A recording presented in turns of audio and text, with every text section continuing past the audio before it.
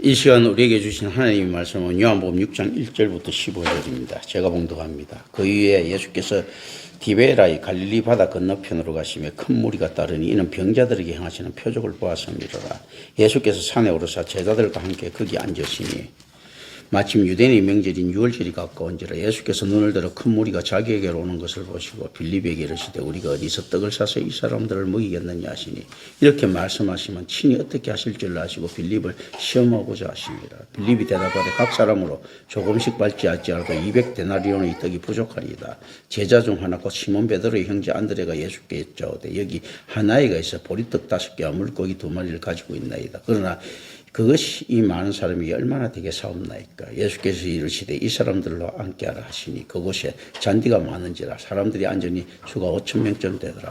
예수께서 떡을 가져 축사하신 후에 앉아있는 자들에게 나눠주시고 물고기도 그렇게 그들이 원대로 주시니라. 그들이 배부른 후에 예수께서 제자들에게 이르시되 남은 조각을 거두고 버리는 것이 없게 하라 하시므로 이에 거두니 보리떡 5개로 먹고 남은 조각이 12바구니에 찼더라. 그 사람들이 예수께서 행하신 이 표적을 보고 말하되 이는 참으로 세상에 오실 그 선지자라 하더라. 그러므로 예수께서 그들이 와서 자기를 억지로 붙들어 임금으로 삼으려는 줄 아시고 다시 혼자 산으로 들어가시니라. 아멘. 큰 무리가 예수님을 이제 그것까지 간절히 뒤쫓아왔다는 사실은 이 모임이 의도적인 대중운동임을 암시하고 있다. 이게 군사적 목적일 가능성이 높고요. 최소한 이제 대중운동이죠. 그리고 실제 이 당시 군사적 목적도 결국은 이제 대중운동들이에요. 간디가 비폭력 무장주의 이렇게 이야기했죠. 그런데 그게는 결과적으로는 어떻습니까? 대중운동이자 군사적 행동이죠. 왜냐하면 총칼이 월등하게 우수한 영국인을 상대로 만약에 인도가 훨씬 더 좋은 전력을 가졌으면 어떻습니까? 간디가 이렇게 이야기했을 거예요. 총칼을 들어라 했을 거예요. 그런데 어차피 그것까지는 게임이 안 되니까 죽일 테면 죽여봐라 하면서 배째라 하면서 있지 않습니까? 그 사람들 세계의 여론을 시선을 모아버린 거죠. 그죠? 그런 것들이 대중운동이에요. 3.1 운동도 이제 사실은 그 대중운동이자 또 어떤 의미 군사적 운동이에요. 왜냐하면 군사적 운동에 드러난 게 태극기를 들고 독립을 외쳤잖아요. 그게 전쟁이지 뭐. 이게 실질적으로 그거 전쟁이 아니면 그렇게 죽일 일은 잘 없죠. 그래서 우리 측에서는 평화적인 운동이다 이렇게 하면서 이렇게 이야기를 했지만 사실 일본 측에서부터 어떻습니까? 군사적 도발, 가장 무서운 군사적 도발이죠. 오히려 총칼을 들고 독립군처럼 나타나서는 부수기가 쉬운데 그냥 뭐 태극기 들고 나타나고 만세운동하는 이 훨씬 더 골치 아픈 군사적 훈련이에요. 사실 그건 다 밀레터리들입니다. 이제 우리가 그런데 세상 그걸 알면서도 그렇게 이야기하죠. 야, 어떻게 평화적인 운동이 훨씬 더 위협적이다고 해가지고 있지 않습니까? 간단하게 진압하는, 이거는 안 되죠. 평화적인 운동은 만약에 군사적으로 진압 안 하면 어떻게 됩니까? 이게 진짜 덜풀과 같이 번져나갑니다. 훨씬 더 위험한 것들이에요. 그런데도 의거지를 서는 거죠. 우리는 총칼을 안 드는데 왜 죽이느냐? 훨씬 더 무섭기 때문에 죽이는 거거든, 사실은요. 그 군사운동이에요. 실제 이제 이들이 모인 것도 어쨌든 대중운동이자 군사적 운동이다. 그런데 이들은 아마도 총칼을 들려고 했을 가능성이 높습니다. 높고, 실제로 이들이 일어났을 때 이제 우리가 상식적으로 생각했을 때는 헤롯 왕가에서는 사실 적극적으로 대항하기는 좀 힘들었을 거예요, 사실은. 무엇이 되는가 하면 결과적으로 로마와의 싸움이 되지. 그걸 어떻게 보면 알 수가 있습니까? 물론 이제 헤롯 왕가들이 몰락을 했지만 나중에 보면 이제 마사다 전투에서도 알 수 있죠. 결국 로마의 싸움이에요, 로마와의. 하나님 보시기에 그게 맞겠습니까? 계란으로 파헤치는 건데. 실제로 이렇게 생각해요. 하나님께서 기적이 임하실 것 같으면 로마를 왜 못 무찌르겠느냐 이렇게 이야기를 하죠. 근데 우리가 착각하는 게 있습니다. 우리가 하나님께서는 약한 것을 갖다 강하게 들어가고 부순다. 의미적으로 맞아요. 실제는 안 그렇습니다. 냉정하게 알아야 됩니다. 하나님께서는 결코 있지 않습니까? 게임이 안 되는 전투에 있지 않습니까? 승리를 안 시킵니다. 시킨 적이 없어요. 그래가지고 역설적이죠. 그죠? 우리가 전체적으로 구약을 전체를 한번 그러니까 엉터리를 읽지 말고 하나님께서 하니까 막 악기를 부르고 이렇게 하니까 아수르군이 갑자기 물러나갔다. 이거 있지 않습니까? 근데 아수르군이 물러가는 거지 전쟁에 승리한 거 아니에요. 지금 뭔가 하면 준비되지 않은 자에게 안 준다는 이야기입니다. 선지자들도 마찬가지예요. 엄청난 지식을 모세한테 줍니다. 그리고 계시가 임합니다. 이사야도 마찬가지고 다 마찬가지예요. 오늘날 엉터리 있지 않습니까? 안에서 그런 것 없이 내가 갑자기 은사 받아갖고 하나님한테 그 선지자가 됐다, 목사가 됐다. 이게 다 뻥들이에요. 똑똑하지 않은 놈한테 하나님은 은사를 안 준다니까요. 그리고 준비되지 않는 자들한테 있지 않습니까? 하나님께서는 승리할 자격을 안 주십니다. 그러면 가나안 정부는 어떻게 됐습니까? 250만 대 불과 몇천 명이에요. 당연히 이스라엘이 우세하지. 그렇지 않겠습니까? 철기를 가졌던 이스라엘이 청동기를 갖다 쪽수에서 엄청난 차이를 보이고 있지 않습니까? 이때는 250만이 단합을 했어요. 이 군대를 어떻게 이겼어? 오늘 현대 군대보다도 많은데 250만이 다 군인이야. 어린애든 뭐든 간에 있지 않습니까? 전부 다 돌 하나라도 가지고 오려고 하는 다 군인들이에요. 그거. 그래서 이길 수 있는 거거든요. 안 그러면 못 이깁니다. 왜냐하면 자 그러면 하나님의 능력이 그거밖에 안 됩니까? 그게 아니고 하나님께서 로마를 이기게 만들려고 했으면요. 로마보다 더 강대한 힘을 은혜로 이스라엘이 줬습니다. 그럼 세상은 이걸 보고 알아야 되는 거예요.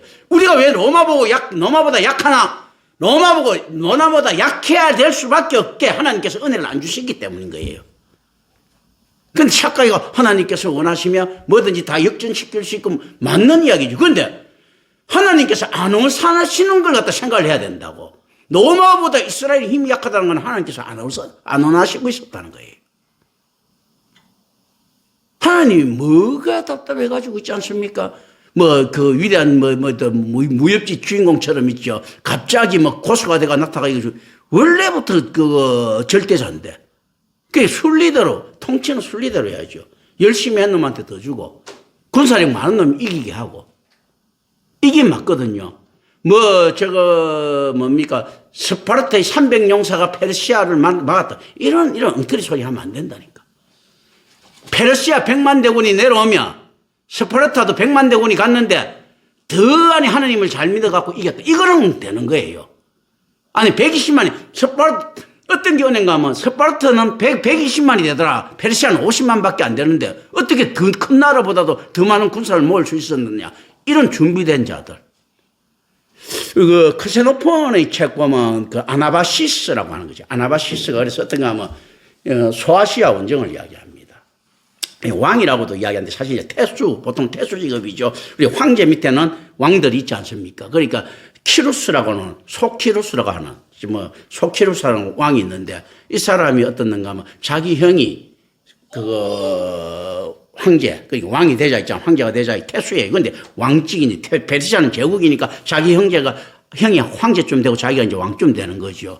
그러니까 이제 모반을 일으키는 거예요, 사실. 소아시아를 원정하고 가는 거. 크세노폰이 그때 간 거예요. 그때, 키루스가 그리스 사람들을 굉장히 높게 평가해갖고 그리스 용병을 갖다 한 1, 2만 명을 모읍니다. 돈을 많이 주고. 그리고 실질적으로 페르시아 군대들은 그리스 용병들이 군기를 보고 놀랍니다. 그만큼 이제 그래서 왜냐하면 그리스들은 원래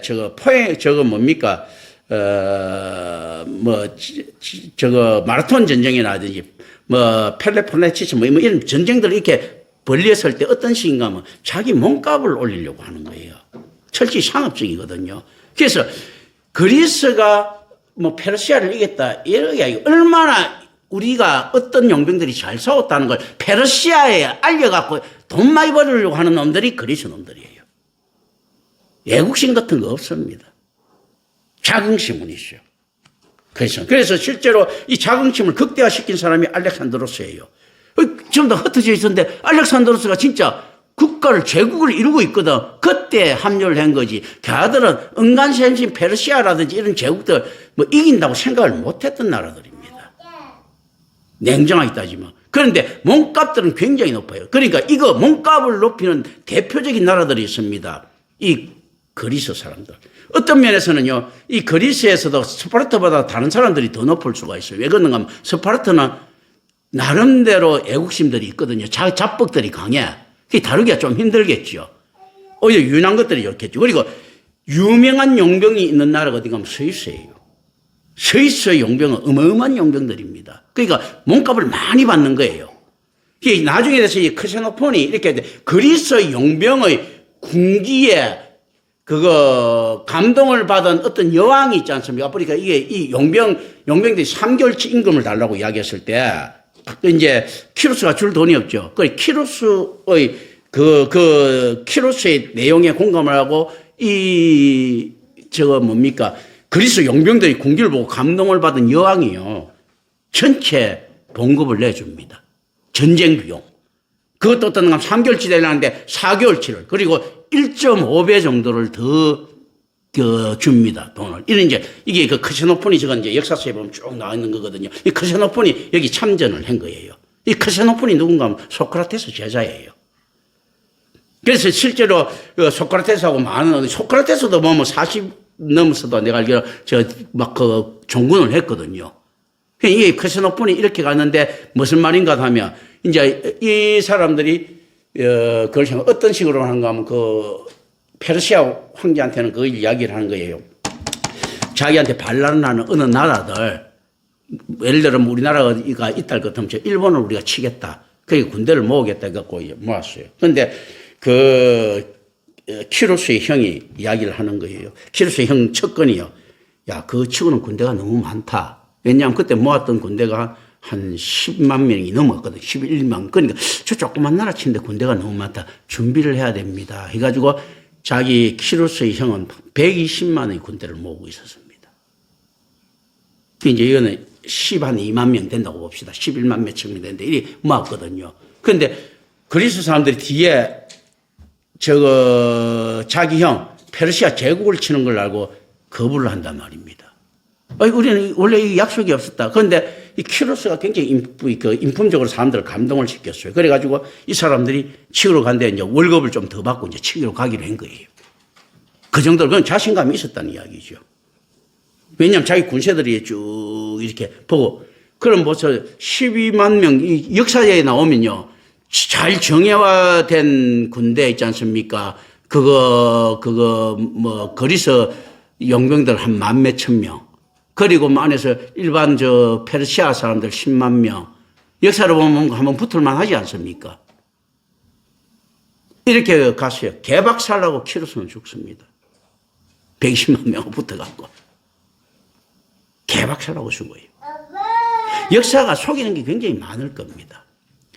살수대첩도 있는 그대로 다 믿으면 안 되는 거예요, 사실은. 그 양만춘이 있지 않습니까? 그 대첩에도 숫자 있지 않습니까? 그럼 실질적으로 그 당시에 당태종 이세민이가 끌고 와봤자 한 10몇만 명 끌고 왔다는 게 사실인 건데 그 이하일 가능성도 높고요. 그러니까 붙어볼 만하고, 거기다가 여진동 말갈족 되는 있지 않습니까? 주변에 고리한테 골고루 꼬붕들이 한 20, 30만 끌고 오니까 당태종 이세민이가 철수할 게밖에 없는 이런 것들이거든요, 사실은. 그걸 갖다 엄청난 전투를 이야기한다면 진짜 쪽수가 많고 이길 수가 없는 거예요, 이 당시에. 다. 그런 거거든. 그 수나라 양제가 끌고 어떤 숫자가 113만이라고 하는데 이 당시에 113만 끌고 올 수 있는 능력이 있는 나라가 어디 있습니까? 심심하면 삼국지 보면 조조가 100만 이렇게 이야기하는데 그 당시에 한번 보세요. 유비 총나라 총 가구수가 100만이 안 돼.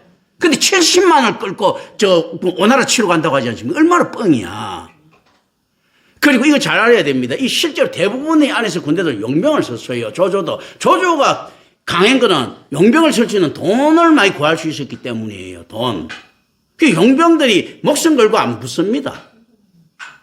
그러니까 어떤 데 가면 주장정부대가 용병이 죽으면 또 돈이 많이 나가. 많이 죽으면 그걸 배상 안 해주면 다음에 용병을 못 모아요. 진짜 한 100만 명 용병 그거 있지 않습니까? 다 죽었으면 용병이 거기 한 30만 명이 하더라도 10만 명이라 하더라도 그 용병 다 죽었으면요. 조조는 거들나야 되는 겁니다. 그 배상 안 하면 다음에 용병을 못 모아. 이런 것들을 잘 알아야 되는 거예요. 키루스가 그래서 빚을 외상을 지면서까지 그 여왕돈 갖고 이렇게 줍니다. 페르시아죠. 그 풍요로운 나라의 왕의 동생인 그것까지도, 이 키루스까지도. 그러면서 이제 크세노폴이 뻥이 좀 들어갔겠죠. 안에서 자기네들 그리스 사람들이 10만 명이 살아오는 과정을 그리는 거예요. 그 어떻게 과정을 그리는가 하면 전쟁을부터가 살아오는 것이 아니고 우리는 깨끗하게 철수하겠다. 이렇게 딜을 해가지고 구차하게 살아오는 과정입니다. 그게 현실. 뭐 300용사가 무슨 100만을 막았다. 이런 있지 않습니까? 말도 안 되는 소리 합니다. 300용사가 100만하고 붙으면요. 저 군사들 저거 뭡니까? 살 필요도 10만 뱉어도 300명 죽어요. 고함만 치도 300명 죽어. 그렇지 않습니까? 100만 대 고란에 들어가고 있지 않습니까? 그냥 이렇게, 잠자가 발 잘못되가 넘어지는 사람한테 부딪혀도 300명 죽습니다. 그런 거거든요. 실제 이제 그런데 이제 그런 거. 실제 이런 것들을 우리가 잘 생각을 해야 되는 거예요. 역사에 뭐 이상한 안에서, 자, 우리가 출애굽을 하고 난 다음에 이스라엘 사람들이 위대한 승리를 거둔 것처럼 이야기했는데 위대한 승리는 하나도 없지요. 어떤 승리? 여리고성 해봤자 몇천 명 있는데 250만이나 되는 놈들 중에서 안에서 제가 군대 있잖아요. 뽑으니까 한 60만씩 되는데 몇 명이나 돌이 삥삥삥삥 돌아다가지고 한 거잖아. 숫자도 훨씬 그냥 붙어도 저 여리고성 개박살 나게 되는 거예요. 그렇지 않습니까? 이거 물량으로도 이길 수가 없는 거. 250만 군대는 지금도 엄청난 군대인데 이 군대가 돌진하는데 누가 이깁니까? 저 가나안 땅 전체에서.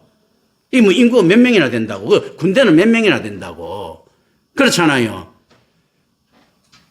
야들은요, 자들 화살 쏠 때 돌만 던져도 다 죽어.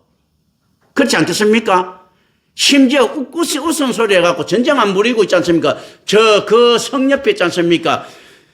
용변 보고 싶을 때마다 그 옆에 가서 똥오줌만 넣어요. 나중에 다 독가스처럼 돼가 다 죽어. 250만이 맨날 가갖고 똥오줌만 그쪽에 그거 한번 주고 한 몇천 명 사는 데 가갖고 있는데 그거 갖고 그거 다 죽어요, 다. 그렇지 않겠습니까? 이거 진짜 잘 알아야 되는 거예요. 이런 그런 건 없습니다.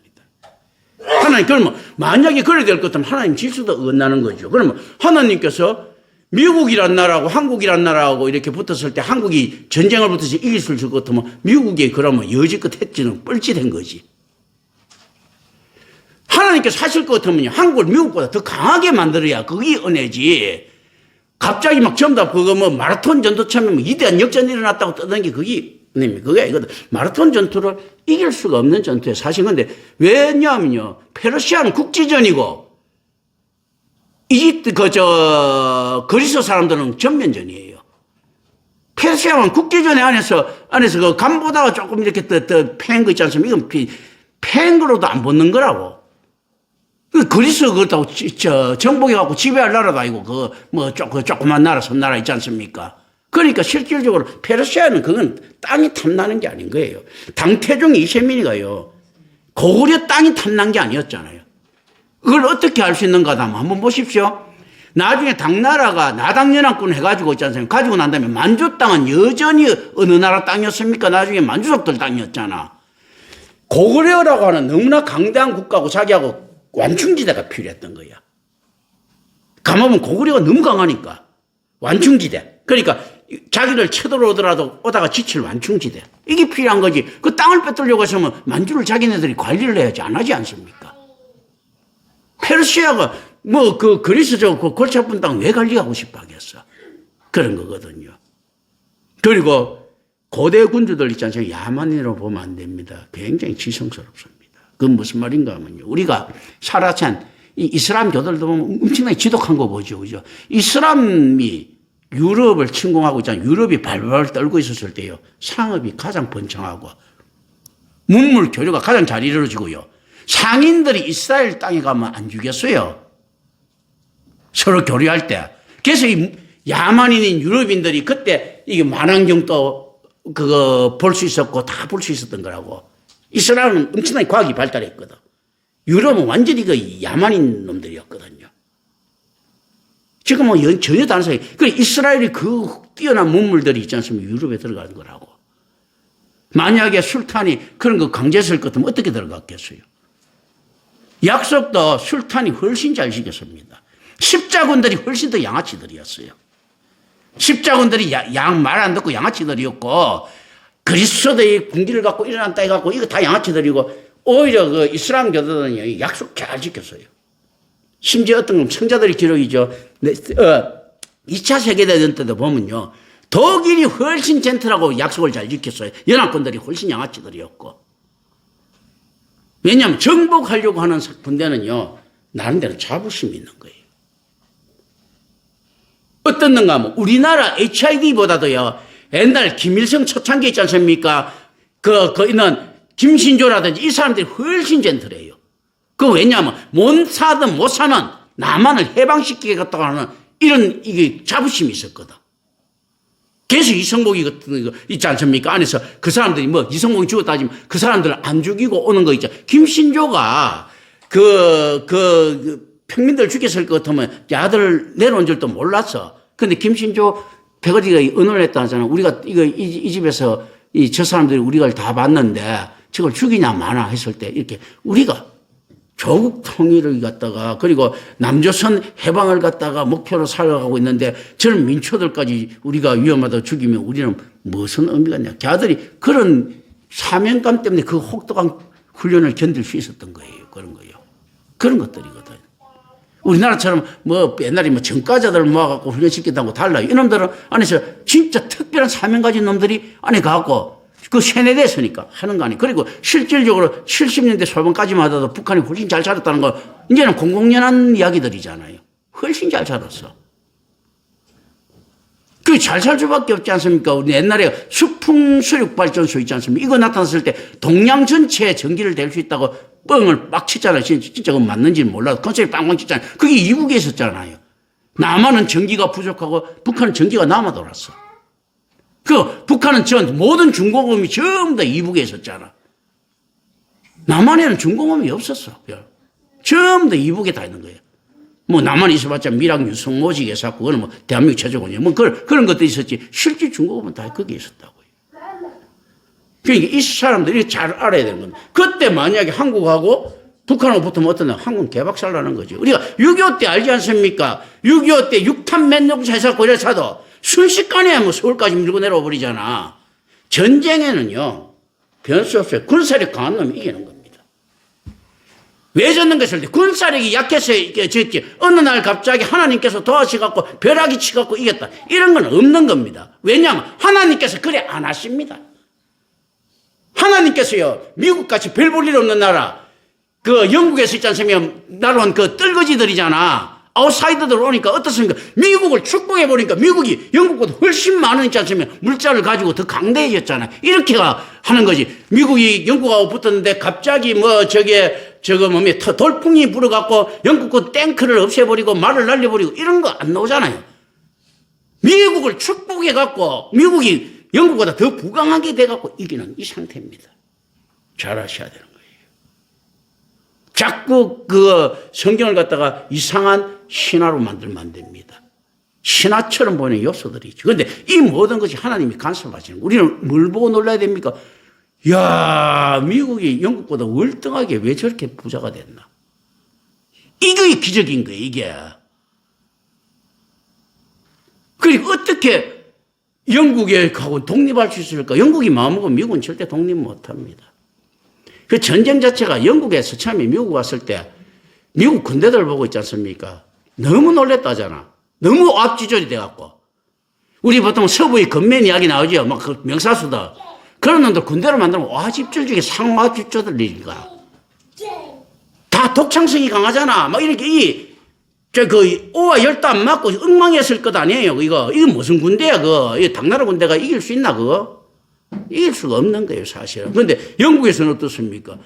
전쟁을 붙어가 이겼다고 영국이 전쟁을 붙었습니까? 전투를 붙었습니까? 적당한 전투 붙었다가 뺀 거예요. 왜냐하면 그때 이 땅에 대한 중요성을 몰랐거든. 이놈들이 배부르고 아프리카에도 많았지, 뭐도 많았지, 호주도 질 것이, 저것도 캐나다도 질 것이, 그죠? 그리고 안에 간 놈들도 다 이제 영국 놈들이 가고 하니까, 심지어 호주 같은 경우에는 영국의 범죄자들로 그걸로 풀어버렸지 않을까요? 자기 거고 그렇게 안일하게 생각할 수 있었던 거죠. 사실은요. 그래서 이긴 거지. 무슨 미국이 영국한테 이길 수 있습니까? 영국과 프랑스는요, 그다지 미국이 이길 수 있는 군대가 아니에요. 그러니까 심지어 남아메리카 같은 경우에는 그 얼마나 포르투갈이라든지 어떤 군대들 있지 않습니까? 그 지역 군인들 몇 가지고도 그거 다 정벌 하잖아요. 잉카 제국 무슨 필요해서 그거 갖고 총 쏘는 것들한테 이거 총 있는 놈 이기는 거지. 그런 거거든요. 잘 아셔야 됩니다. 이 기적이라는 것은 하나님께서 위대한 역전을 일으키고 한국이 미국 갖고 붙었으니까 깨버렸다 이렇게 나오면 좋아한다. 한국이 미국한테 겁없이 까불러다가 박살났더라 하는 게 이거예요. 하나님께서 왜냐하면 하나님께서 이거 원하지 않으신다는 걸 이걸 봐야 되는 거예요. 지금 유대인들도 그거 봐야 되는 거예요. 자, 하나님 믿고 이놈들이 두 번 붙었잖아. 마사다에 붙어가 개박살 났지요. 135년에 발코바 반란이 나가 붙었다 또 개박살 났지. 그거 다 디아스포라 된 게 이게 현실이에요. 현실. 로마 군대가 있지 않습니까? 무슨 수백만이 됐습니까? 실제 그것도 아니야. 예를 들면 이런 거예요. 한니발이 7만 명 갖고 로마 군대 한 3, 4만 명한테 깨지는 거예요. 그걸 갖다 한니발 용처럼 생각하는 거예요. 이게 포에니 전쟁이야. 한니발이 3만 명 갖고 로마 군대 10만 명 깬 것도 아니고 그래가지고 용된 게 아니고 7만 명 갖고 7, 8만 명 갖고 한니발 군대 스키피오 군대 3, 4만 명한테 깨진 게 한니발이야 그냥요. 그런 거거든요. 그래도 카르타고라고 하는 그 풍부한 물자를 가지고도 그런 거거든요. 그게 로마의 힘입니다. 그러니까 실질적으로 이놈들이 유대인들 100만하고 로마는 있잖아. 로마 100만하고 붙으면 이게 유대인 게임도 안 되는 겁니다. 이런 것들이. 이게서 어떤 게 그러면 하나님께서 보호하시면 이길 수 있지. 하나님께서 보호하시면 니들이 지금 벌써 로마보다 강하다는 걸 알아야 돼. 그래서 이런 면에서는 무지는 죄가 되는 겁니다. 이제 이걸 잘 아셔야 됩니다. 자, 이제 근데 이놈들이 안에서 그런 이제 사회적 운동을 가지고 왔단 말입니다. 로마에서 이걸 정부 몰랐겠습니까? 놔두잖아요. 그 한니발이 군대를 말았을 때 로마에서 몰랐겠습니까? 로마의 자존심은요, 놔둡니다. 그리고 한 번 반란회가 실패해도 용서합니다. 두 번 하면 있잖아요. 흩어버립니다. 그렇다고도 두 번 했기 때문에 흩어버린 거예요. 한 번 때는 용서해주고 더 지원해줬어. 그런 거거든요. 그 자신감이거든. 알아도 있지 않습니까? 그리고 자신감이라는 건 뭡니까? 정확한 정보죠. 자만심이 되면 지는데 니들이 까불어봤자 안 된다는 거죠. 그 로마는 오히려 간헐적으로 일어나는 이런 반란들은 좋을 수가 있습니다. 보통 보면 우리가 왜 반란이 일어나고 하면 싫다 하는 데 있지 않습니까? 실질적으로요. 강대국이 되면 중국처럼 관리를 잘못해서 저런 식으로 반란이 일어나는 문제가 있어요. 지역적으로 있지 않습니까? 소수민족 반란이 일어나는 것들은 있지 않습니까? 좋아야 됩니다. 왜 좋아야 되는가 하면 그래야지만이 경제가 돌아가거든. 군수물자가 돌아가고. 그래야 명분이 생길 것 아닙니까? 군수뿐이 발달돼야지 다른 것도 발달될 것 아니에요. 그죠? 미국 같은 경우도 이라크가 한 번씩 걸포전 같은 거 한 번씩 해줄 때마다 좋아지냐 산업이 잘 돌아가잖아요. 그런 것들이 필요하거든 사실. 이런 것들이 생각을 합니다. 자, 이제 이런 상황에서 지금 이렇게 있는 겁니다. 자, 그리고 이제 이거 저녁이 되고 이 무리들은 먹을 것이 필요하게 되었습니다. 고대 사회에서는요, 제자들은 보통 스승에게 수업료를 지불합니다. 그러니까 스승을 정찬에 초대해서 대접하는 것이 매우 명예스러운 행동으로 봤는데요. 그런데 스승이신 예수님은 친히 잔치의 주인 또 공급자 역할을 합니다. 그거 뭔가 하면요, 뭔지 모르지만 이 상가집 개 같은 모습도 옛날 공자가 자기 보고 상가집 개가 같다 했거든. 대우받다 지금 대우 별로 못 받고 자기 채용 안 해주고 하니까, 왜냐하면 공자를 채용하려고 하면 내가 보니 연봉이 너무 비쌌거든. 끌고 다니는 쓸데없는 놈도 많았고. 그러니까 그러면서 그 크게 이익을 못 남겨서 공자가 보면 이빨만 털고 다니지 않습니까? 정말로 뭐 업적이 없잖아요, 그거. 이빨 털고 다니고, 그리고 맨날 보면 그거 이빨 털고 다니는 바람에 또 공자 안에 그걸 기다가 장사하려고 하는 자루나 자원 같은 놈들. 이게 좀 이거 비즈니스맨들이나 좀 그거 볼지 몰라도 아내같이 있지 않습니까? 진짜 학문하려고 하는 놈은 굶어 죽잖아, 그냥 영양실조로. 공자 옆에 따라서 아무 도움이 안 되는 거예요. 돈 있는 놈들 보고 대우받고, 공자도 딱 보면 그런 게 있다고. 예를 들어갖고 이런 거죠. 공자 말 중에 이런 게 있습니다. 이모치이님은 실지좌우라 합니다. 이게 뭔가 하면 사람이 외모를 보고 취하면 좌우를 잃는다. 그 좌우가 뭐냐면 너무 못생긴 거야. 근데 공자는 어떤 건 좌우를 굉장히 높게 평가하는 거예요. 너가 얼굴 보고 좌우가 자꾸 왕따 당하니까 너 좌우를 멀리하면 그 얼굴 보고 하면 좌우와 같은 훌륭한 사람은 못생긴다. 그 좌우란 사람이 이름이 뭔가 담대멸명이에요. 말로 담대 씨는 있지 않습니까? 어마어마한 부자입니다. 그러니까 실질적으로 어떻는가 하면요. 내가 딱 그거 보면서 이게 뭐 담대 몇 명이 뭐가 뛰어난가 이거 결과적으로 내가 볼 때 돈 아닌가. 담대시 집안이란 말이죠. 예를 들어 또 단시 집안이라고 있죠. 그 대리국에. 그런 사람들 굉장히 안에서 그거 뛰어난 집안들이에요. 근데 그걸 뭐 공자 따라갈 단시는 대부분 다 이제 그 불교도들이니까. 근데 담대시는 있지 않습니까? 그 당시 굉장히 뛰어난 있지 않습니까? 재력가들이거든. 거기 공자 현주소입니다. 자로자공 같은 경우가 뭐 수제자 정도 되는 거 있지 않습니까? 그는 돈을 엄청나게 많은 놈들이잖아요. 장사꾼들이고 재벌이지, 그냥. 우리나라 이 재벌하고는 비교도 안 될 재벌이에요. 삼성 같은 경우는 비교도 안 될 재벌. 빌 게이츠 정도 되는 놈들이라고 보면 되는 거지, 사실은요. 이런 놈들이니까, 안에 그거 되지. 근데 그런 놈들 끌고 다니면서요, 아내가 영양실조 죽는 걸 쳐다보고 있는 새끼가 공자잖아. 그러면서 이렇게 이야기를 하죠. 아, 아내가 나보다 낫다. 뭐냐면, 아내가 내 스승같이 이제 이야기하는 거예요. 그거는 궁핍에도 진짜 가난을 보참을 살았고, 뭐지, 헛소리 찌찌하거든요. 그럼 아내한테 쌀이라면 좀 보내주든지. 그게 공자 꼬라지예요. 이 세상 그런 겁니다. 자기 안에서 자기를 알리는데 온 신경을 다 쓴다. 특히 동양사상이 그렇습니다. 없는 듯 하면서도요, 다 노자가 실제로 무의자인이라고 자기를 안 알려고 하면요, 지금처럼 인터넷 발달된 시기도 어려운데 어떻게 노자라는 이름이 알려졌겠어요? 이 새끼가 얼마나 자기 알리는데 환장을 했으면 모든 사람, 노자를 모르는 사람이 그 시대에 없었겠어. 아니, 그게 어떻게 도교하고 맞느냐 말이야. 자기 감추려고 뭐 다 노자 몰라야 되는 거예요. 석가가 정말로 안에서 자기 있지 않습니까? 안에 홀로 수행에 감당하려면 보리스 밑에서 있지 않습니까? 각을 깨치는 거 어떻게 전 인도가 알았겠어요?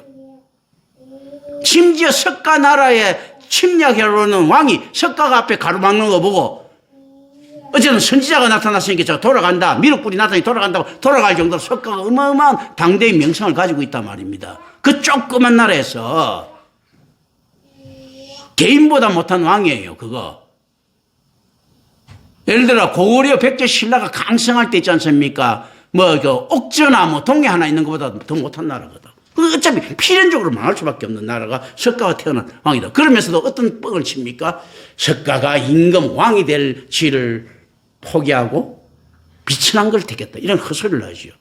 카스트 제도에서는요, 승려가 제일 높은 계급이요. 그죠? 제일 높고 또 어떻습니까? 석가 나라라고 해봤자 그 국가라고도 보기 힘든 나라예요. 아무나 와갖고 뭉개버리면 그냥 없어지는 나라예요. 그냥. 그 결국 없어졌잖아, 그 나라가. 이게 무슨 안에서, 그런데 그 이야기를 한단 말이죠. 이게 거짓말이 많이 섞인 진실이죠. 맞기만 돼. 그게 사기꾼이지. 사기가 없는 것 갖고 팝니까?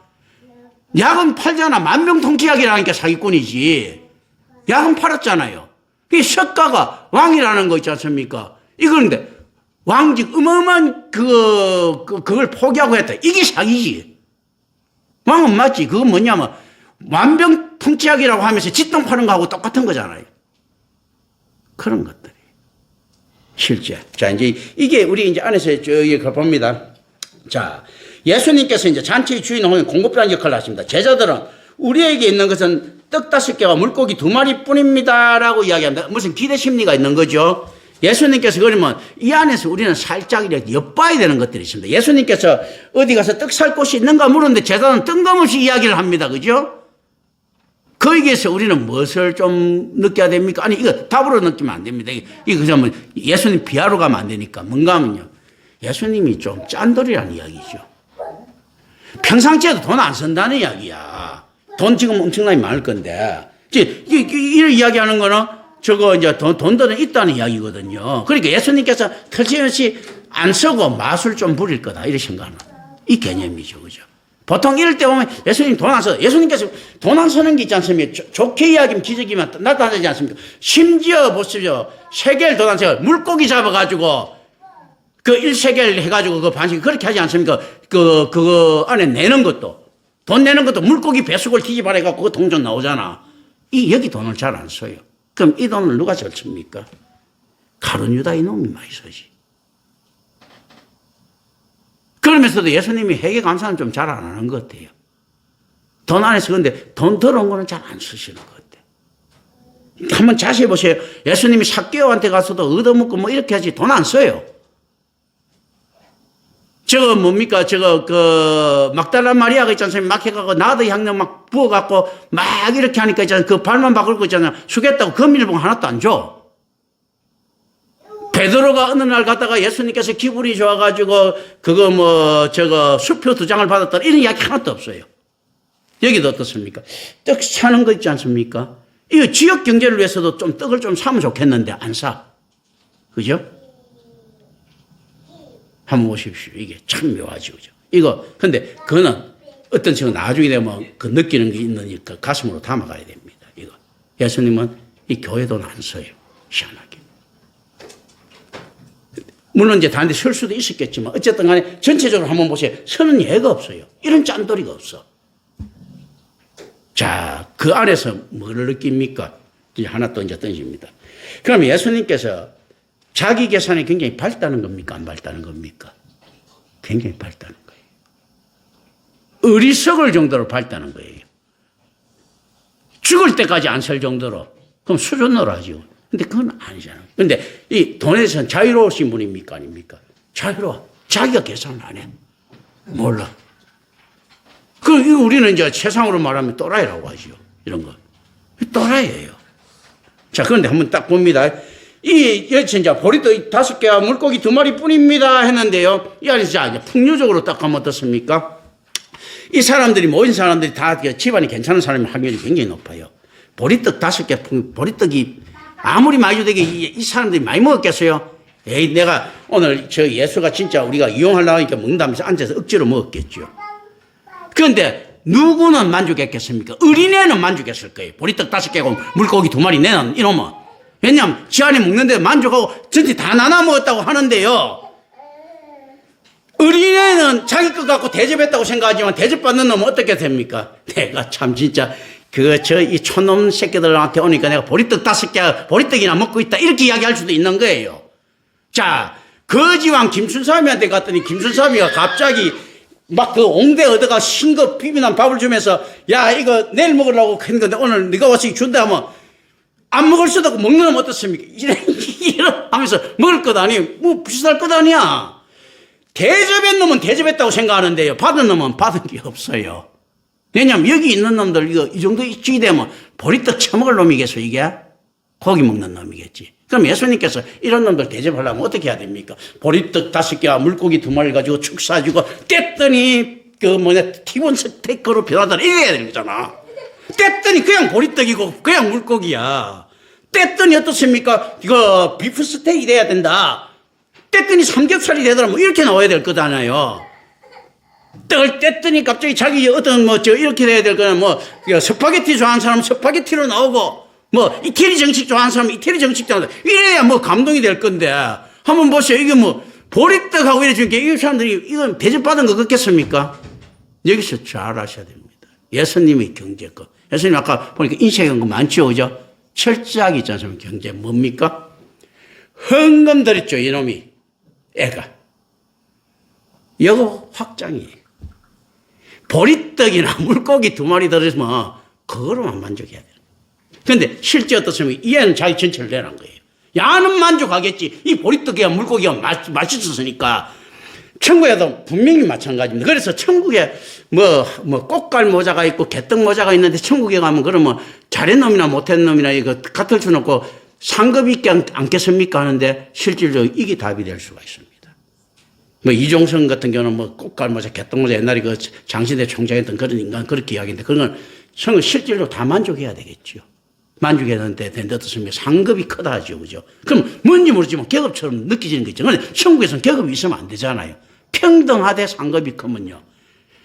다 기쁜데 자기만은 기쁨이 더 큰 게 있겠죠. 이 애는 어떻습니까? 기쁘겠죠.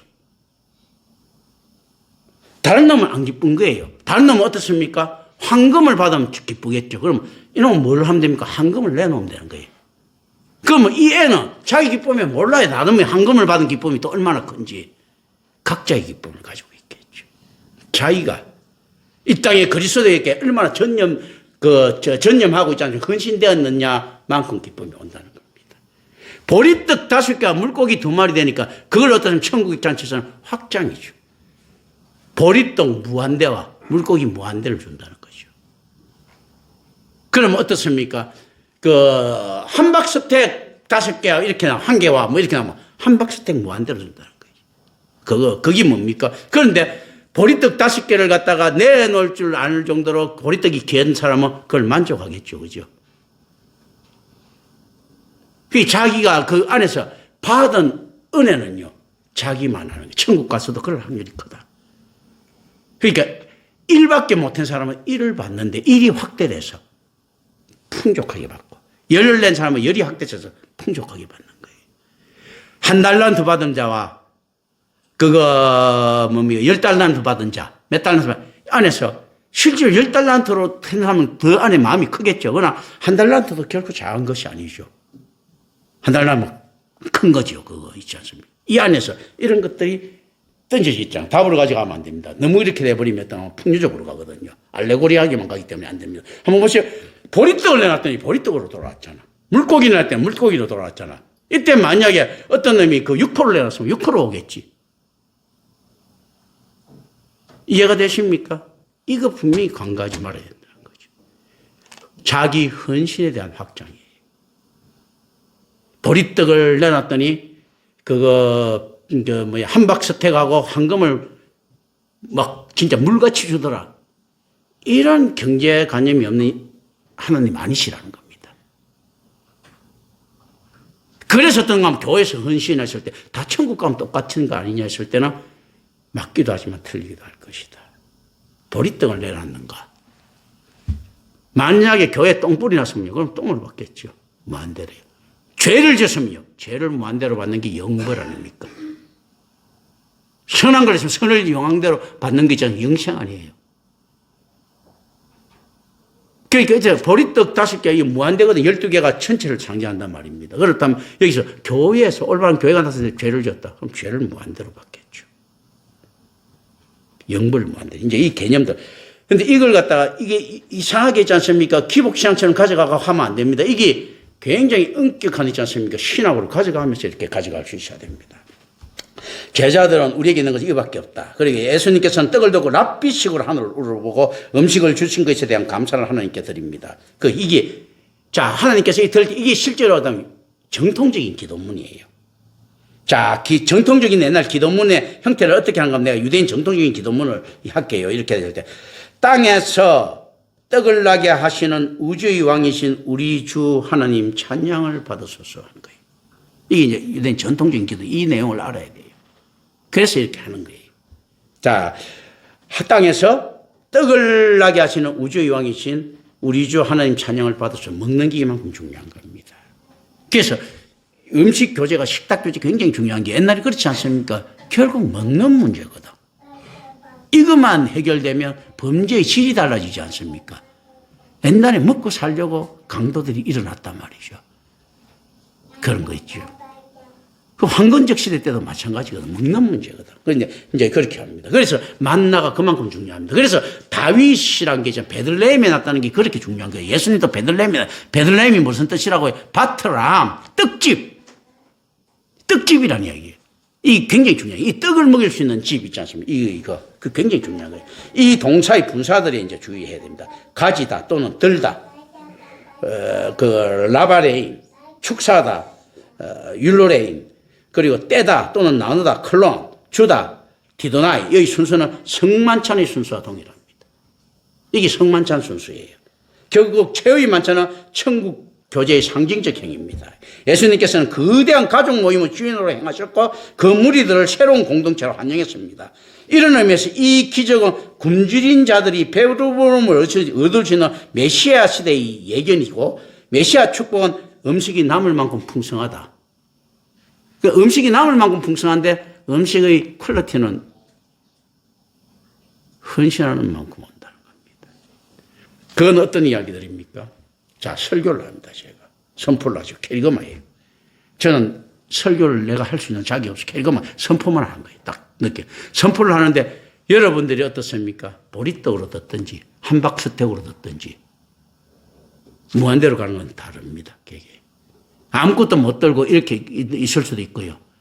뭐 꼭 저렇게 해야 되는 한 사람이 있을 수 있고, 그럼 이제 그대로 가는 거예요. 저 개떡 같냐면 개떡까지가 이 진짜 교회라는 이걸 봤을 때. 왜냐하면 이 모든 선포는 천국 잔치에 대한 초대거든요. 메시아 잔치의 초대고요. 이 음식 초대예요. 그래서 입으로 나오지 않습니까? 이 입이라 할 때 보통 네페시라든지 이런 거 이야기할 때 목구멍, 생명하고 관계가 있고요. 음식하고 관계가 있어요. 이거는요. 이 음식하고 관계가 있는 거예요. 그 생명의 떡이라 하지 않습니까? 말씀을 갖다가 이 음식하고 관계 있는 거예요. 그래서 탐식을 갖다 죄로 보는 겁니다. 이상한 잡식을 이끌거든. 그런 거이죠. 자, 유대인들은 여행시 바구니를 가지고 다녔습니다. 이 바구니는 제자들이 것이었을 것이다. 이건 왜냐하면 내가 뭐 중요한 건 아니지만 안에서 그 상황 설명을 하는 거예요. 12강조리는 12지파를 상징하고 유대인을 통한 메시아 성취를 함의하고 있습니다. 12. 이 기적은요, 시내 반도 광야에서 만나의 공급을 연상시킨다. 맞는 것이요, 그죠? 그리고 만나라는 것도 그렇게 사십니까? 뭐, 만나 먹다가 질릴 정도로 나중에 뭐 고기도 좀 먹읍시다 하고 질리지 않습니까? 아사고 그 실질적으로 어떤가 하면 유대인이 먹을 수준은 만나밖에 안 됐을 거예요. 냉정하게 따지면. 만약에 그 이상 수준이 됐으면요, 하늘에서 갑자기 이태리 정식이 내려올 수도 있을 거고, 한식 뷔페가 내려올 수도 있었을 거예요. 그런데 수준이 만나밖에 안 되는 거예요. 이게 생각을 해야 됩니다. 그리고 징징징 짜니까 그냥 매출하기 정도 있지 않습니까? 그런 거거든요. 근데 음식을 먹을 사람들이 전체 숫자는 마르지 않습니다. 단지 5,000명. 그런데 여자 어린아이 제외하면 몇 명일까? 이런 거. 그러니까 실질적으로 중요하지 않다는 겁니다. 언제든지 그보다 더 많은 숫자가 있더라도 이만큼 먹였을 것인가요? 그리고 5,000명의 숫자만 하더라도요, 그 당시 웬만한 고을 인구보다 많은 숫자입니다. 이게 뭡니까? 베들레헴의 능력입니다. 베들레헴은 작은 말이죠. 인구보다 많은 사람들이 모이죠. 초대하는 건 어떻습니까? 베들레헴의 확장이죠. 오병이어 있지 않냐. 떡과 밥과 그 보리떡과 생선이 확장됐다면 베들레헴이란 이 작은 동네가 얼마나 확장될 수 있는가. 천국의 확장성입니다. 그래서 천국은 스스로 침노시켜 나간다는 게 맞을 겁니다. 침노하는 자의 것이랄 때 확장성을 이야기합니다. 확장성. 예, 오늘 여기까지 해야 되겠죠. 이제 끝났습니다, 이거. 예, 기도합니다. 은혜로우신 아버지 하나님 감사합니다. 우리 주 예수 그리스도 이름으로 기도드립니다. 아멘.